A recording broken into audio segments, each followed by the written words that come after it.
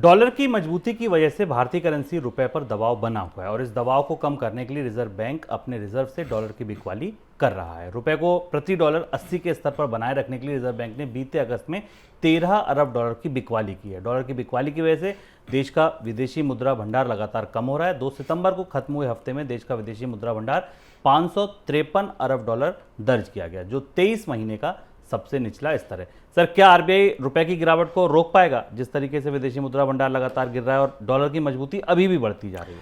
हाँ, डॉलर की ये कुछ इस किस्म की लड़ाई है रिजर्व बैंक की, जो बिल्कुल परिस्थितियों के अगेंस्ट है। और अब ये समझना मुश्किल है, रिजर्व बैंक कभी खुलकर ये नहीं कहता कि वो किसी एक रुपये और डॉलर के एक्सचेंज रेट के किसी एक स्तर को टारगेट करता है, पर ये बिल्कुल स्पष्ट है कि 13 अरब डॉलर के आसपास बाजार में झोंके जा चुके हैं और फिर भी रुपया 80 के करीब छू कर लौट आता है। और इस चक्कर में भारत का विदेशी मुद्रा भंडार जो 9 अक्टूबर को 2020 के लेवल्स के लोएस्ट लेवल पर, उसके बाद के सबसे लोएस्ट लेवल के ऊपर आकर खड़ा हो गया है और यहां से रुपए पर दोहरा दबाव दिख रहा है।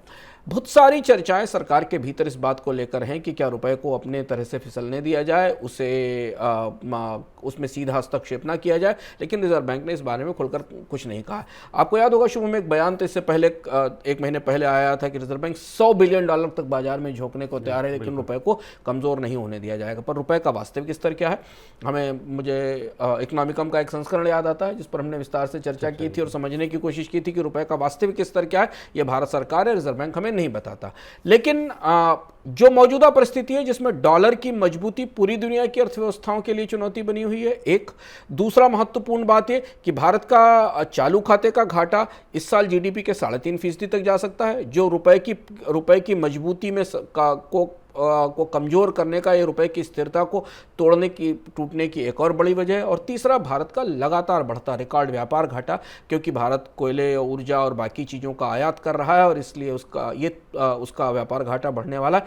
ये तीनों ऐसे फैक्टर हैं जो रुपए पर लगातार दबाव बनाए रखेंगे। इसके अलावा जो डॉलर की मजबूती का तूफान है वो अलग से चल रहा है। ऐसी परिस्थिति में रिजर्व बैंक रुपए की गिरावट के लिए जो विदेशी मुद्रा रोकने के लिए जो विदेशी मुद्रा बाजार में डाल रहा है, ये कितना तर्कसंगत है और एक किस सीमा तक चलेगा, इसका कोई खुलकर जवाब भारत के नीति निर्माता या रिजर्व बैंक कभी नहीं देते।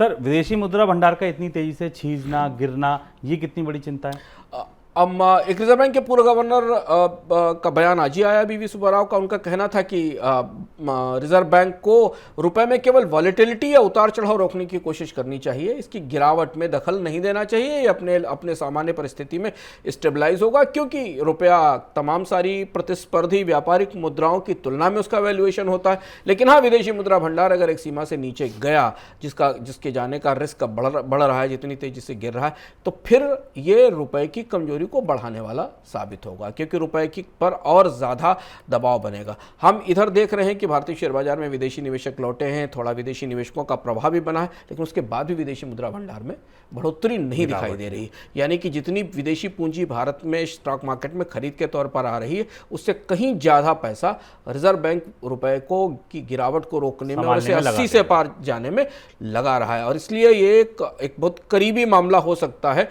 अगर भारत के विदेशी मुद्रा भंडार में और गिरावट आई तो फिर मनोवैज्ञानिक रूप से रुपए की कमजोरी और बढ़ सकती है।